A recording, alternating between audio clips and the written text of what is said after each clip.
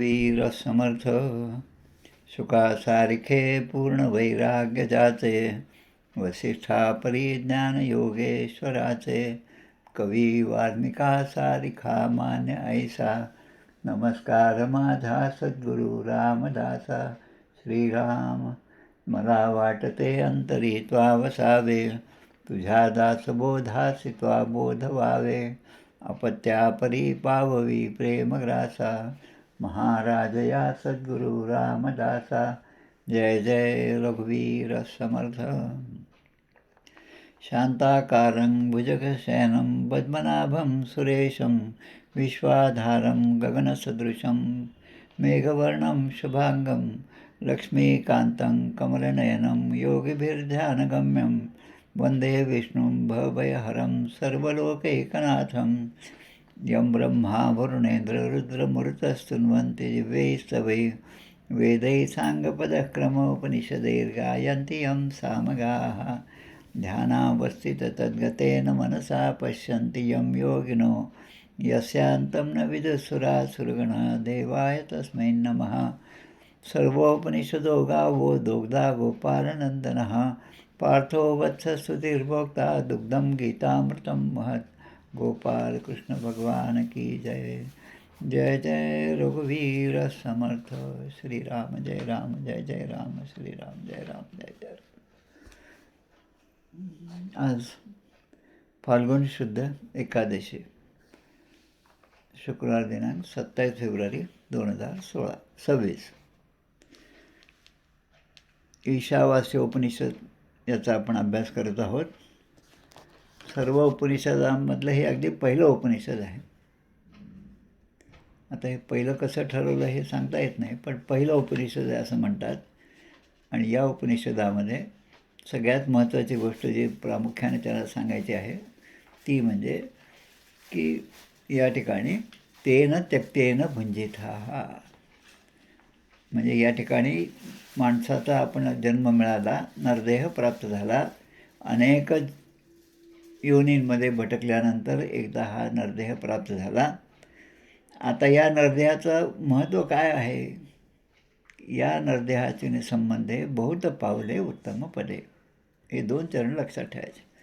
हा नरदेह प्राप्त केल्यानंतर अनेकांनी उत्तम पद प्राप्त केलं. आता हे उत्तम पद काय आहे? उत्तम पद म्हणजे ते परब्रह्मस्वरूपाला पावले, त्याने ब्रह्मस्वरूपाशी ते एकरूप झाले, किंबहुना चराचर आपणचे झाला, असं जर माऊली म्हणतात तसं किंबहुना चराचर आपणचे झाला, या पातळीवर ते जाऊन पोचले.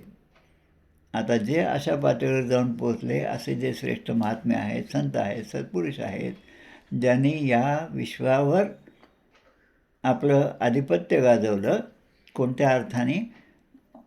अलेक्झांडर, सिकंदर यांच्या अर्थाने नाही, पण आपल्या प्रेमाने, आपल्या वागणुकीने, आपल्या स्वभावाने आणि आपल्या ठिकाणी असणाऱ्या दया, शांती, क्षमा या सगळ्या सत्वगुणांनी त्यांनी सगळ्यांना आपलंसं केलं.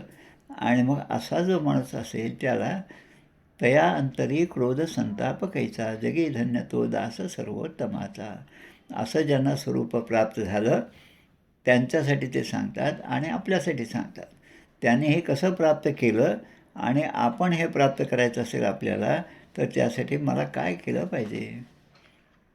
तर तेन त्यक्तेन भुंजितः, हा देह प्राप्त झाल्यानंतर, हा नरदेह प्राप्त झाल्यानंतर आपण जे जे कर्म करू, काही जे काय करू आपण, ते प्रत्येक गोष्ट ती भगवंताला अर्पण केली पाहिजे. आता भगवंताला अर्पण केली पाहिजे हे जे आहे हे म्हटलं की आमच्या डोक्यामध्ये आधी आमचे रघुनाथ स्वामी येतात, पसरणी मठाचे रघुनाथ स्वामी. ते त्यांच्या शिष्याकडे, भोसले यांच्याकडे गेले होते आणि तिथे त्यांचा मुक्काम 2-4 दिवस वाढला. आपला पुतण्यासुद्धा बरोबर नेला होता आणि दुसरे शिष्य असे बरोबर नेले होते. 3-4 त्या ठिकाणी गेले. 2-4 दिवसाचा मुक्काम वाढला आणि सकाळी सकाळी त्यांनी आपल्या शिष्यानं उठवलं, अरे उठा लवकर, आपल्याला आपल्या गावी परत जायचं, आपल्या मठात परत जायचं. आता असं कारण काय की रामरायाने स्वप्नात त्यांना येऊन सांगितलं की अरे तू तिकडे सगळं चांगलं गोडधोड खात आहे म्हणे आणि मी इकडे उपाशी आहे. आता याचा अर्थ काय? मी इकडे उपाशी आहे. त्यांची जी पत्नी होती ती पण चांगल्या मोठ्या घराण्याची होती. भूम परंडा, भूम जे गाव आहे तिथली ती होती. आणि त्या माऊलीने घरी आता पती नाही, त्यामुळे थोडी वर्दळ कमी आहे मठामध्ये. घरामध्ये चांगलं तूप होतं, साखर होती, सगळं होतं. त्यापासून तिने मिष्टान्न केलं आणि ते मिष्टान्न तिने ते भक्षण केलं. आणि जे उरलेलं होतं ते सुद्धा एका भांड्यामध्ये ठेवून ते भांडं त्या कोनाड्यामध्ये ठेवलं. आज आपण त्या मठामध्ये गेलात तर आपल्याला हे कोनाडंसुद्धा पाहायला मिळतं. आता तिने असं का केलं आणि रामरायाने तिकडे जाऊन का असे काय आपल्या भाषेमध्ये कंप्लेंट केली तिच्याच नवऱ्याकडे की ही सगळं करते आणि स्वतःच खाऊन टाकते, मला नैवेद्यसुद्धा दाखवत नाही. आता यामध्ये काय सांगायचं आहे की जगामध्ये असणाऱ्या प्रत्येक गोष्टीचा तुम्ही उपभोग घ्या, पण तो उपभोग घेत असताना त्याचा मी उपभोग घेत आहे असं न मानता ती वस्तू आधी भगवंताला अर्पण करा. आणि ती भगवंताने अर्पण केल्यानंतर ते जे खायचे वस्तू असेल ते प्रसाद रूपाने होतं. भगवंताची दृष्टी त्यावर पडते आणि त्याच्या कृपेचा वर्षाव त्यावर झाल्यामुळे त्याला एक वेगळीच चव येते. म्हणजे आपण पहिला घास जो आपण देवाला दिला आणि आता आपण ते भक्षण करतो आहे ते प्रसाद म्हणून भक्षण करतो. मग तसं तेन त्यक्तेन भुंजितः, या जगामध्ये जेवढ्या गोष्टीचा उपभोग माणूस घेतो तो उपभोग घेत असताना तेन त्यक्तेन भुंजितः. आता एका प्रवचनात असं म्हणलेलं आहे, आपण ते उपभोग घेतो चांगल्या गोष्टीचा, आपल्याला आवडणाऱ्या गोष्टीचा, किंवा ज्याच्याकडे आपलं मन आकर्षण होतं आणि आपल्याला ते पाहिजे असं वाटतं आणि ते एकदाचं मिळालं की मग आपण त्यावर आनंद व्यक्त करतो. पण हे सगळं करताना आपल्यामध्ये तेन आसक्तेन भुंजितः. आता त्यक्तेन भुंजितः, आसक्तेन भुंजितः. भुंजितः याचा अर्थ भक्षण करणं, भुजधातू आहे संस्कृतमधला. तर आपण ते आसक्तेनं म्हणजे त्यामध्ये आपली आसक्ती आहे आणि म्हणून त्याचा आनंद आपल्याला जास्त होतो, त्या विषयाचा, त्या पदार्थाचा आनंद. असं न करता धर्माचा करिता आम्हास जगती रामाने धाडे लिहिले, हे जे आहे हे मूळ पद लक्षात ठेवलं पाहिजे की आपण जे काही कर्म करत आहोत ते सगळं धर्मकर्म आहे आणि ते करत असताना भगवंताला अर्पण केलं पाहिजे. आता या आजचा आपला जो विषय आहे तो विषय थोडा वेगळ्या स्वरूपाचा आहे, म्हणून आपण सुरुवात ही अशा वेगळ्या प्रकारे केली. समर्थ आपल्याला त्यांच्या स्फुटरचनेमध्ये एक ओवी सांगतात, आधी ते करावे कर्म, कर्ममार्गे उपासना, उपासका सापडे ज्ञान, ज्ञाने मोक्षची पावणे. ओवी अगदी सोपी आहे. एकाच ओळीमध्ये कर्म, उपासना आणि ज्ञान हे तिन्ही मार्ग भगवंताच्या प्राप्तीचे एकाच ओळीमध्ये समर्थाने दिले. आधी ते करावे कर्म.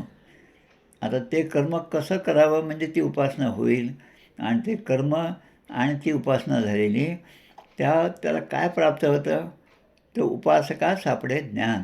ज्ञान म्हणजे कशाचं ज्ञान, परमेश्वराच्या अस्तित्वाचं ज्ञान. परमेश्वर सगळीकडे आहे पण तो मला दृष्टिगोचर होत नाही, माझ्या डोळ्यांना दिसत नाही, माझ्या हातांना त्याचा स्पर्श होत नाही.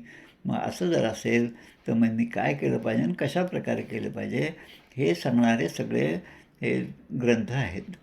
सगळ्या उपनिषद जे आहे ते ज्ञानमार्गाचा अवलंब केलेले उपनिषद आहेत.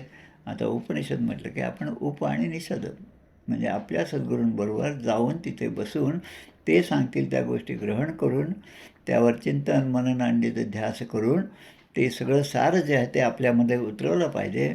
आणि एकदा ते आपण उतरवलं ती अशी आपल्याला सवय झाली की आपली दृष्टीच बदलली पाहिजे. आमचे द्वावा केळकर जे होते पत्रद्वारा दासबोध अभ्यासाचे प्रमुख असणारे, संयोजक असणारे, त्यांचं एक छान वाक्य होतं आणि ते नेहमी म्हणायचे, पत्रद्वारा दासबोध अभ्यास म्हणजे काय, तर हे एक ब्युटी पार्लर आहे. आता ब्युटी पार्लरमध्ये काय असतं, वरवरची डागडोजी असते, वरवरचं चांगलं दिसणं असतं, पण वरी चांगला अंतरी गोड नाही, तया मानवाचे जिणे व्यर्थ पाही.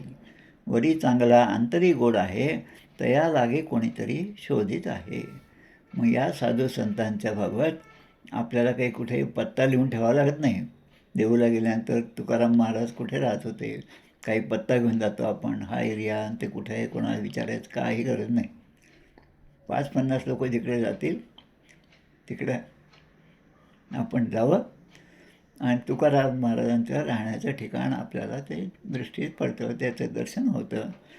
नदी कुठे, कारण या गावात आम्ही नवीन आलो असं सुद्धा कोणी विचारत नाही. मग तया लागे कोणीतरी शोधित आहे, याचा अर्थ हाच आहे.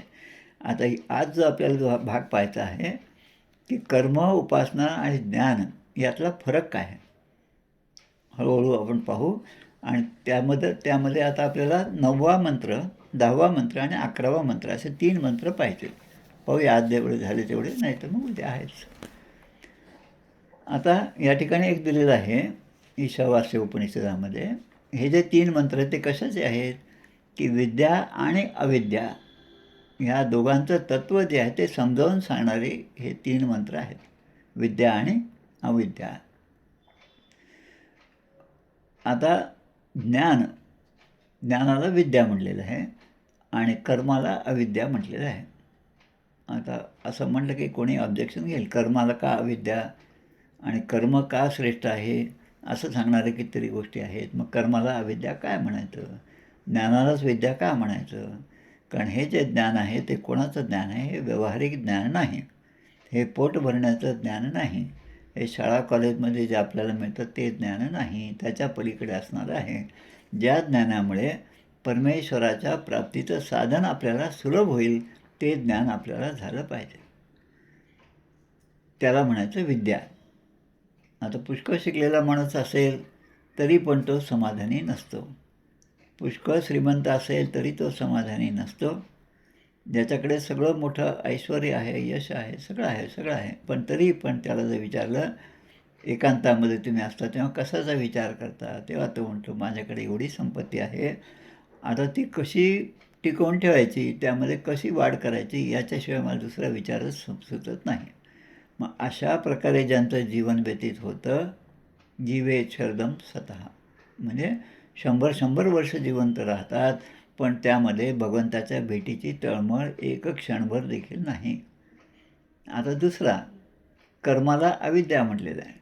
आता अविद्या का म्हटलं, कारण या ठिकाणी जे प्राप्त करायचं आहे ते मुळामध्ये एक माणसाच्या मनामध्ये विचार असतो की आपल्याला स्वर्गलोकाची प्राप्ती झाली पाहिजे. आणि दुसरं म्हणजे जे आपण भोग आहेत, भोग म्हणजे ज्या गोष्टींचा उपभोग घेतो, जे ऐश्वर्य आपल्याला प्राप्त झाले आणि इतरांना जे प्राप्त झालं आणि जे खूप मजेमध्ये आहेत असं दिसतं, खूप आनंदी आहेत, खूप सुखी आहे असं दिसतं, तर तसं आपल्याला प्राप्त व्हावं यासाठी धडपड करणं याला म्हणायचं अविद्या. मग आता आपल्याला स्वर्गाची प्राप्ती पाहिजे का भोग आणि ऐश्वर्याची प्राप्ती पाहिजे हे आपण ठरवायचं, का परमेश्वराची प्राप्ती पाहिजे. मी जसं नेहमी उदाहरण देतो, लहान मुलं आहे, ते रडत आहे, आई कामात आहे, आता त्या मुलाने शांत बसावं आणि आईचं काम पण व्हावं म्हणून आई एखादी गोष्ट त्याच्याकडे देते, याच्याशी खेळ. ते मूल ती गोष्ट घेतं आणि 5-10 मिनटं खेळतं, पण त्याला ते आवडत नाही, शेवटी ते सुद्धा फेकून देतं. शेवटी एवढा राग त्याच्या मुलाच्या मनामध्ये असतो की आपण इतकं तडफड करतो पण आपली आई काही आपल्याकडे लक्ष देत नाही, तिचं काम सोडून काही ती आपल्याला घेत नाही. हे जेव्हा त्याला समजतं तेव्हा त्या हातातलं खेळणं कितीही चांगलं आणि कितीही महाग असो, कारण चांगलं आणि महाग हे सुद्धा त्याला समजत नाही, ते मूल ते ताबडतोब फोडून टाकतं, तोडून टाकतं. मग आईच्या लक्षात येतं की अरे आपण एवढं सगळं याला दिलं पण हा त्यामध्ये आनंदी नाही, समाधानी नाही, त्याला त्यामध्ये सुख नाही. म्हणून मग ती आई त्याला स्वतःला आपल्याजवळ घेते, प्रेमाने हात फिरवते. त्या आईचा स्पर्श, त्या वात्सल्याचा आनंद त्याला एकदा मिळाला की आत्तापर्यंत आईने मला दिलेल्या या सगळ्या गोष्टी व्यर्थ आहेत ते त्याला समजतं. आता हे असं संसारामध्ये आपल्याला समजणं म्हणजे खरी विद्या आहे. अन्यथा मग भोग आणि ऐश्वर्यप्राप्तीचं साधन म्हणून त्याकडे जर पाहिलं तर तिला अविद्या असं म्हणलेलं आहे. आता या ठिकाणी पहिला जो मंत्र आहे, अंधतमः प्रविशन्ति ये विद्याम उपासते ततो भूय इव ते तमो य उ विद्यायां रतः. आता पुस्तक तुमच्याकडे असेल तर हा श्लोक मुद्दाम पहा, विद्यायां रतः. तर विद्याया आणि रतः यामध्ये एक वेगळं चिन्ह काढलेलं आहे, चंद्र आहे, अर्धचंद्र आहे आणि त्याला खाली हलंतर आहे. याला आपल्या वेदांच्या भाषेमध्ये गुम असं म्हणतात. गुम म्हणजे त्याचा उच्चार असा असतो. जे मंत्रपठण करतात ते अशा प्रकारे म्हणतात. आता आपण म्हणजे अनुस्वार असं तर म्हणतो. एवढंच आपल्याला त्यामधलं संस्कृत समजतं. पण ज्याला खरं समजतं तो मात्र त्यामध्ये विद्यायां रतः अंधंतम प्रविशन्ति. जो मनुष्य अविद्या आपण आत्ताच म्हटलं, अविद्या म्हणजे काय? कर्ममार्गाने मिळालेली की. आणि पण त्याचा उद्देश काय आहे तर स्वर्गलोकाची प्राप्ती आणि भोग आणि ऐश्वर्याचं साधन म्हणून त्याकडे ते पाहतात. अशी जी उपासना करतात ते कुठे जातात, त्यांना कशाची प्राप्ती होती तर अंधम म्हणजे अंधकार म्हणजे अज्ञान स्वरूप घोर अंधकाराची प्राप्ती होते. प्रविशन्ति म्हणजे बहुवचन, प्रविशन्ति. पण आता जो मनुष्य आता याच्याबरोबर विरुद्ध दुसऱ्या ओळीमध्ये ततो भूय इव ते तमो य उ विद्यायां रतः. जो मनुष्य खरी विद्या जी आहे परमेश्वराच्या भेटीची तळमळ ज्याच्या ठिकाणी आहे, आता तुझ्याशिवाय मला दुसरं काही नाही, मी तुलाच शरण आलेलो आहे, असं ज्याला मनापासून वाटतं त्याच्यासाठी म्हणतात रता. हा रत आहे. तो कशामध्ये रत आहे? रत म्हणजे त्यामध्ये त्यांनी स्वतःला झोकून दिलेलं आहे. कशासाठी? कारण ती विद्या आपल्याला प्राप्त व्हावी म्हणून. मग असा जो असेल त्याला ज्ञानाचा मिथ्या अभिमान जो आहे तो कधीही नसतो.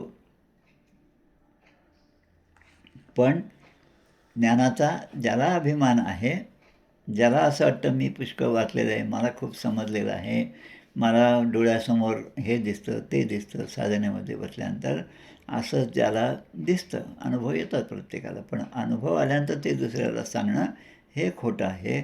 आणि मलाच अनुभव आले दुसऱ्यांना अजून येऊ शकत नाही असं पुन्हा वाटणं, असं केलं तर त्यामध्ये त्या ज्ञानमार्गातले धोके जे आहेत ते हळूहळू दिसायला लागतात. ततो भूय इव ते तमो य उ विद्यायां रतः.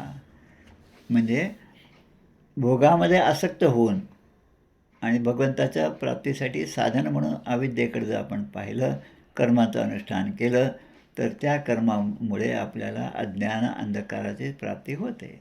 आता हा अज्ञानाचा अंधकार कसं की विविध योनी, या योनीमध्ये आपल्याला अनेक प्रकारचे भोग भोगावे लागतात, यातना सहन करावे लागतात, त्याची प्राप्ती होते.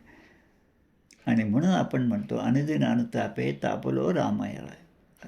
तापलो कशामुळे तापलो की आत्तापर्यंत मी जे जे केलं त्यापासून मला आता उपरती प्राप्त झाली.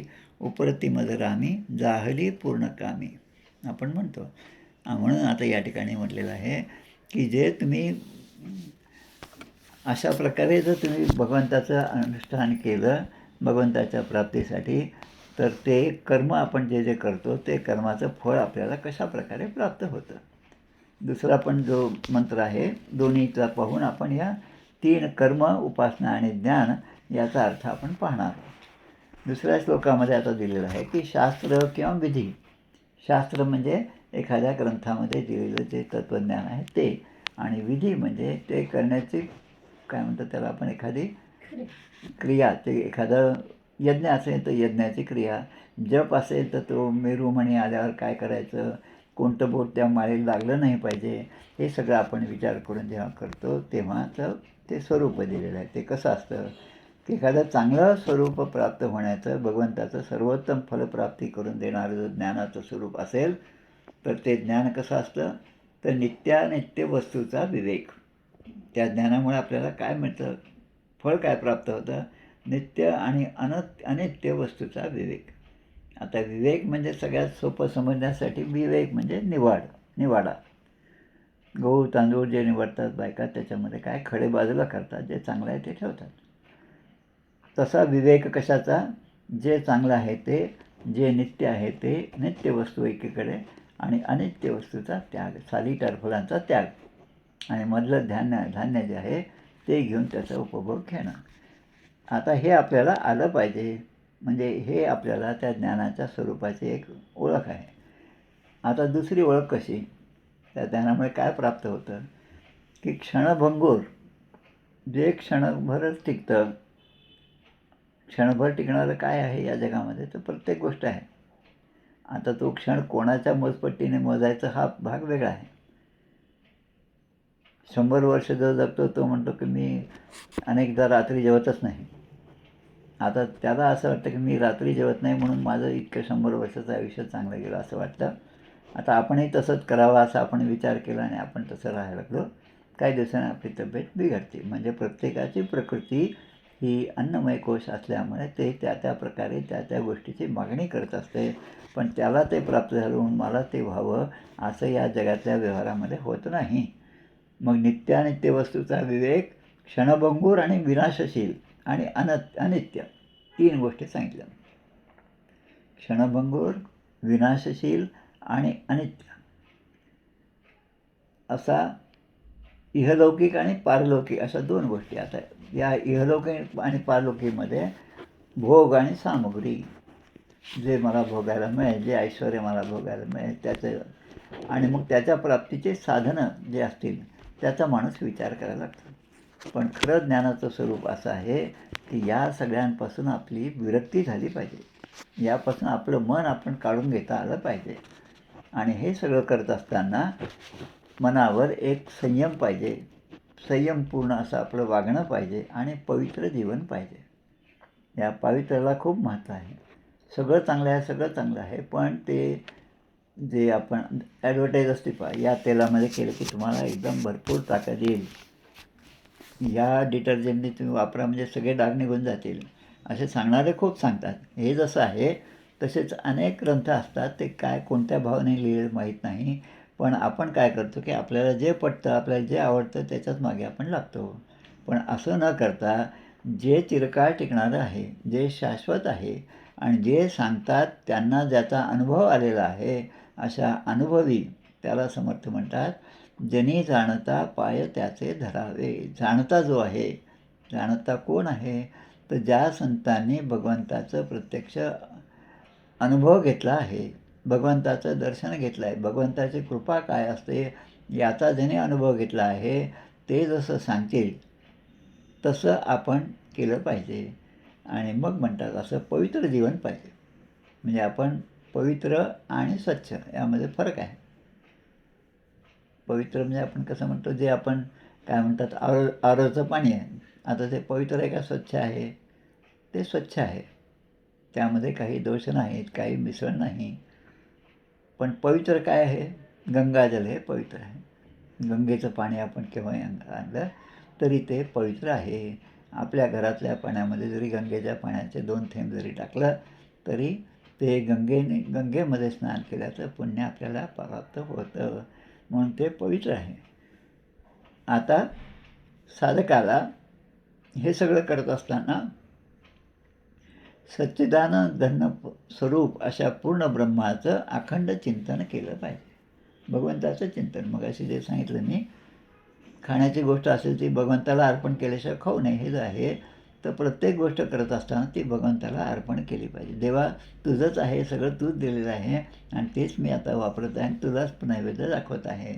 माझं इथे काहीच नाही, फक्त ते करण्याचं काम तुझ्यामुळे माझ्याकडे आलं आहे आणि तुझ्या आज्ञेप्रमाणे मी हे करत आहे असा भाव अखंड ठेवला तर मग माणसाच्या ठिकाणी कुठल्याही प्रकारचा अहंकार राहणार नाही.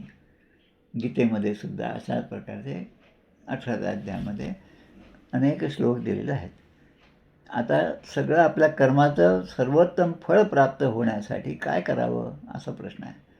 तर प्रत्येक कर्म करताना त्या कर्माचा कर्तेपणाचा अभाव असला पाहिजे. आपलं नेमकं याच्या उलट आहे.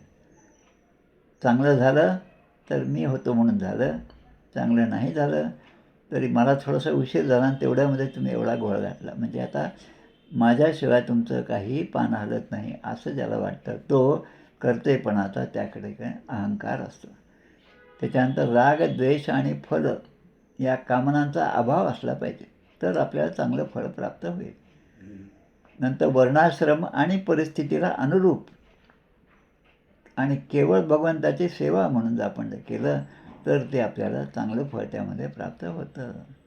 श्रद्धापूर्वक शास्त्रविहित कर्माचे यथायोग्य सेवन. ते कर्म आपण शास्त्रविहित केलं पाहिजे आणि श्रद्धेने केलं पाहिजे. एखादं अनुष्ठान करतो पण श्रद्धाच मुळामध्ये नाही, तीच डळमळीत असेल तर मग ते फक्त एखाद्या यंत्राने केलेल्या कामासारखं होणार आहे. आणि म्हणून या ठिकाणी समर्थसुद्धा आपल्याला सांगतात, मना सज्जना भक्तिपंथेचे जावे, तरी श्रीहरी पाविजे तो स्वभावे, जनी निंदते सर्व सोडून द्यावे, जनी बंधते सर्व भावे करावे. म्हणजे कर्माचं अनुष्ठान जर आपण केलं तर काय होईल, सगळे दुर्गुण जे आहेत, सगळे दुराचार जे आहेत ते आपोआप नष्ट होतात. नंतर आपलं मन जे आहे ते हर्ष आणि शोकरहित होणे.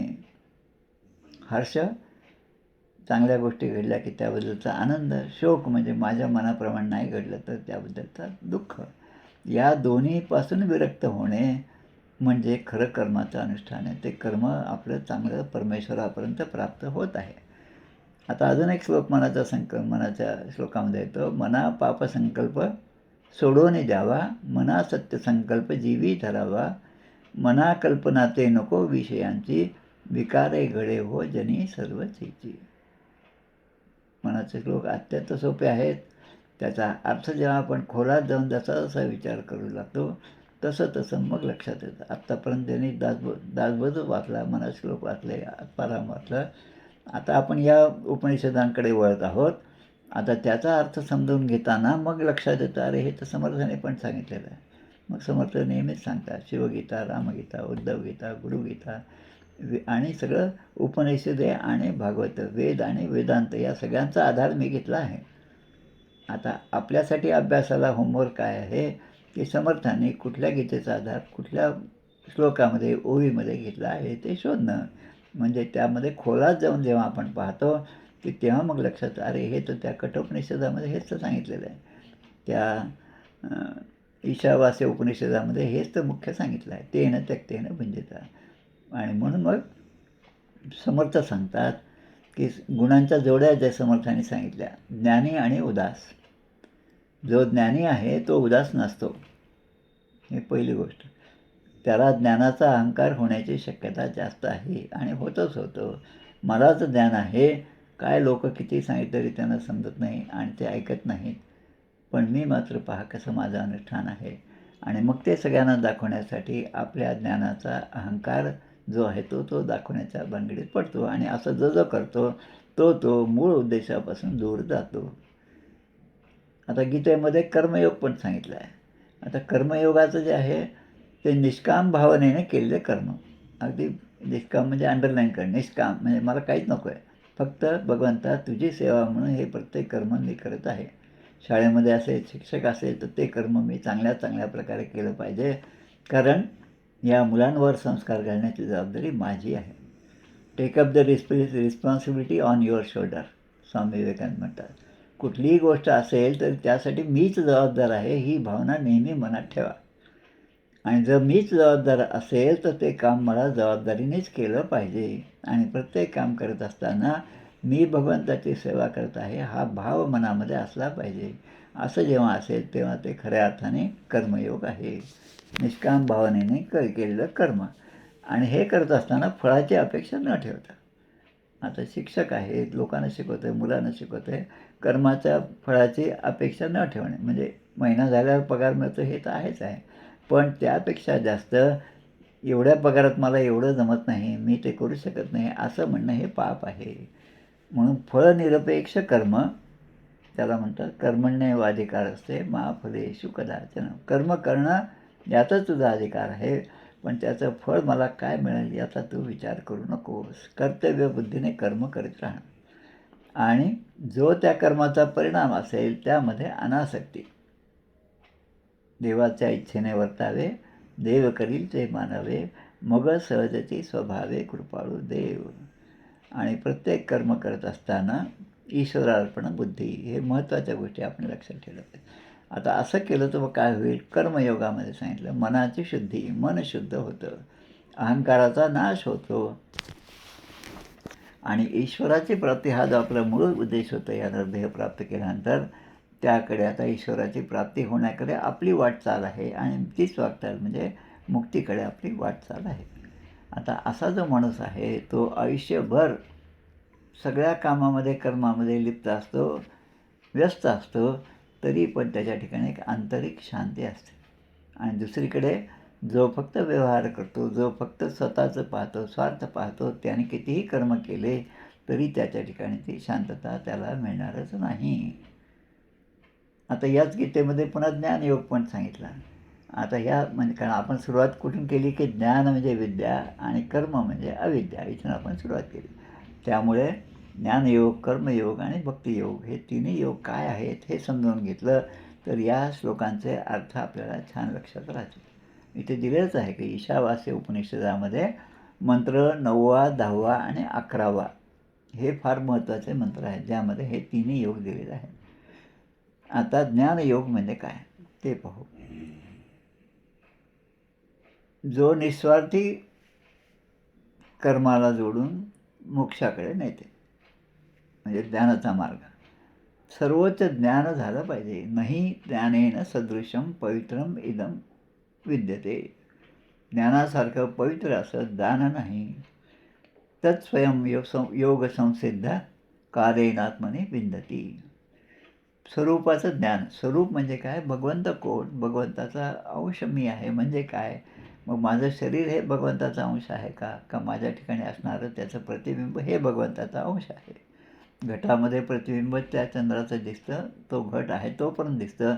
तो घट एकदा फुटला की ते प्रतिबिंब दिसत नाही. मग आत्तापर्यंत जे प्रतिबिंब दिसत होतं ते कुठे गेलं? तर तो अंश जो आहे तो त्या अंशीमध्ये मिसळून गेला, तो त्याच्याशी एकरूप झाला. आता असं ज्ञान होणं म्हणजे स्वरूपाचे ज्ञान आहे. त्यासाठी काय पाहिजे?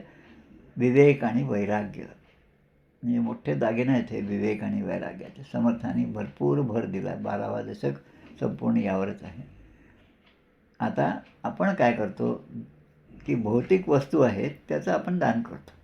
जे आपल्याजवळ आहे त्याचं दान करतो. आता दान कसं करावं हे आपल्याला कठोपनिषदावरून समजलं. नचिकेताने आपल्याला दाखवून दिलं. आता इथे जे आहे की आता ज्ञान करणं, तर ज्ञानाचे खरं ज्ञान जे आहे ते लोकांना देणं हे सर्वश्रेष्ठ दान, ज्ञानदान. आणि म्हणून बऱ्याच ठिकाणी गीतेवरचं जर एखाद्या अध्यायावरचं जर प्रवचन मालिका असेल तर गीता ज्ञानयज्ञ, त्याला ज्ञानयज्ञ म्हणतात. ते ज्ञान आपण दुसऱ्यांना देत असतो. आणि मग ह्या जो ज्ञानयोग आहे त्याचे वैशिष्ट्य काय? ज्ञानयोग जे आहे तो इंद्रियांवर ताबा मिळवितो. इंद्रियांवर ताबा म्हणजे भूत आणता घ्यावे मुष्टी एक. खूप जरी आपल्याला कोणी दिलं तरी आपल्याला पोटापुरतं जेवढं आपल्याला झेपेल तेवढंच त्यातून घेणं आणि बाकीचं सगळं साभार परत करणं, नमस्कार करणं. आज माझी एकादशी आहे, मला हे चालत नाही असं म्हणण्यापेक्षा त्याने जे आणलं आपल्याला प्रसाद म्हणून त्याला नमस्कार करून ते परत करणं म्हणजे त्याचा स्वीकार केल्यासारखं आहे. आता यामध्ये काय होतं की बुद्धी आपली स्थिर राहते, समत्व येतं. त्यानंतर सगळ्या प्राणीमात्रांमध्ये तोच भगवंत आहे असे पाहण्याची सवय लागते. आणि मग श्रवण जे आहे हे ज्ञानयोगाच्या साधना पद्धतीमध्ये श्रवण महत्त्वाचं आहे. गुरु असेल, थोर अधिकारी आहे, शास्त्र ज्याने जाणलं आहे त्यांच्याकडून आत्मज्ञान ऐकणं, त्याचं मनन करणं, त्याचा निधिध्यासन म्हणजे त्या आत्मस्वरूपामध्ये त्याचाच विचार करीत राहणं. आणि मग असं जर केलं तर त्या ज्ञानाच्या ज्ञानाग्नीमध्ये सगळी कर्म आपली भस्मसात होतात. आता कर्म भस्मसात झाली त्यामुळे त्या कर्माला पुन्हा भोगायची गरजच नाही, कारण तीच भस्मसात झाली. एखादं बीज भस्मसात झालं किंवा ते अग्नीवर आपण जाळलं तर ते कितीही आपण पेरलं, कितीही खत पाणी टाकलं तरी त्यामध्ये पुन्हा पुढचा अंकुर येणार नाही. मग ते ज्ञान जे असते, जे कर्म आपण केलं ते आपल्याला उपभोगावं लागणार नाही. आणि म्हणून हे सगळं करत असताना आता आपल्याला सांगतात अन्यदेवाहुर्विद्यया अन्यदाहुर्विद्यया इति शुश्रूषमधीराणां ये नस्तत् विचचाक्षिरे. विद्यया म्हणजे ज्ञानाच्या यथार्थ अनुष्ठानाने, ज्ञानाचं अनुष्ठान आपण पाहिलं. अन्यत एव सगळे मोठे मोठे ऋषी मुनी साधू संत सांगतात की असंच आपण केलं, ज्ञानाचं यथार्थ अनुष्ठान केलं तर त्यामधून आपल्याला एक फळ प्राप्त होतं. आणि दुसरीकडे ते सांगतात की अविद्यया कर्माच्या अनुष्ठानाने सुद्धा आपल्याला फळ प्राप्त होतं, पण ते दुसरंच फळ प्राप्त होतं. इति म्हणजे या प्रकारे आपल्याला सांगतात. कोण सांगतात? धीराणाम, इथे शब्द आहे पहा. इथे शुश्रूम धीराणाम. शुश्रूम म्हणजे ते आपल्याला सांगतात. कोण? धीराणाम म्हणजे जे धीर सत्पुरुष. आता धीर म्हणजे कोण?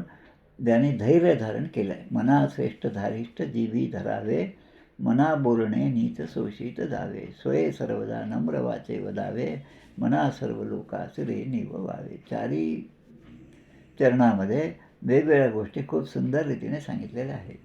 मना श्रेष्ठ धारिष्ठ जीवी धरावे. आता असं धारिष्ठ कोणाजवळ असतं? जो प्रत्येकामध्येच आत्मतत्व जे आहे ते एकच आहे हे पाहतो, त्याच्या ठिकाणी धारिष्ठ आहे. म्हणजे कोणी आपल्याला टाकून बोललं तर लगेच त्याचं प्रत्युत्तर देणार नाही. कोणी आपला सन्मान केला म्हणून तो माझा जवळचा आहे असं पण नाही.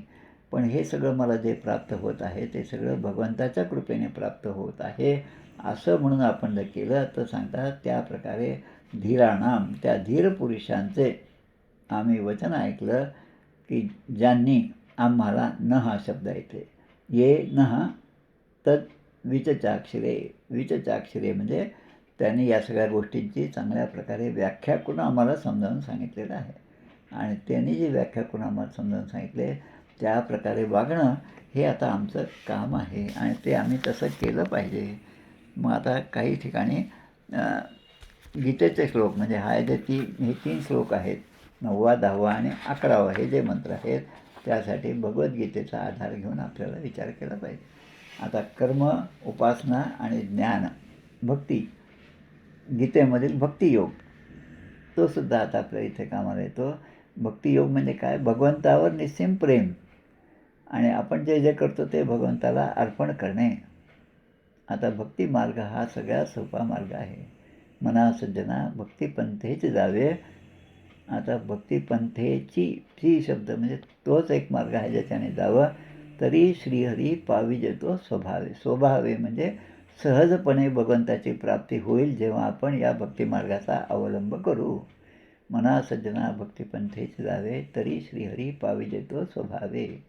मग त्यासाठी आपण काय केलं पाहिजे? आपल्यासाठी काय व्रतवैकल्य आहे? जनी निंदते सर्व सोडून द्यावे, जनी वंद्यते सर्व भावे करावे.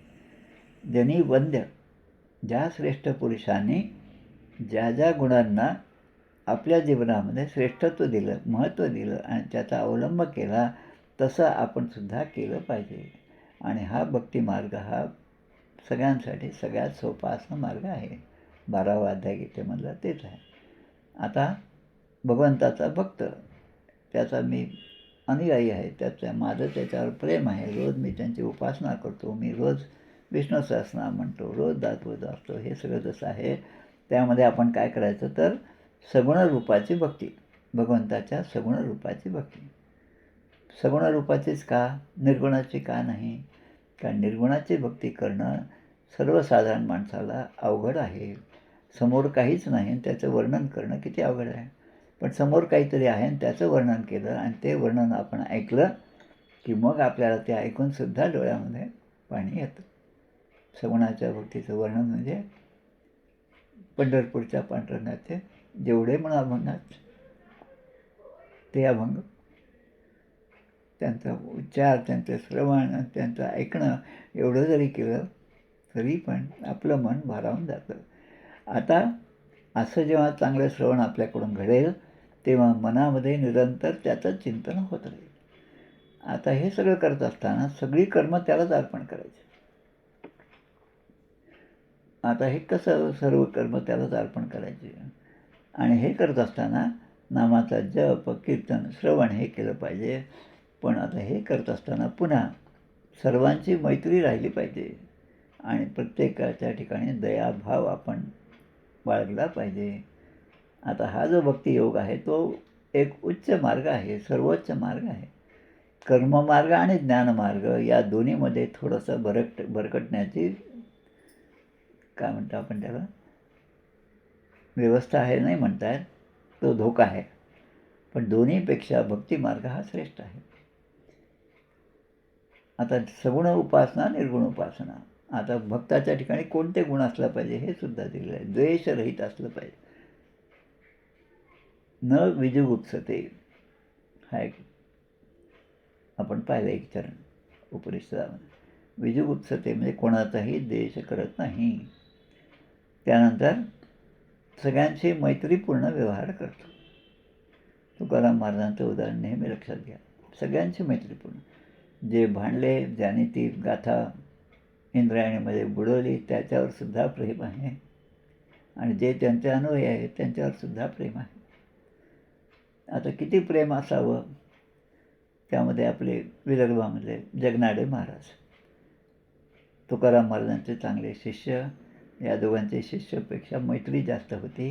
दोघांनी एकदा असं वचन दिलं की जो आधी देह ठेवेल त्याच्या समाधीच्या दर्शनाला दुसऱ्याने जायचं. आता असं झालं. आता झालं असं की ते जगनाडे महाराज यांनी आधी देह ठेवला.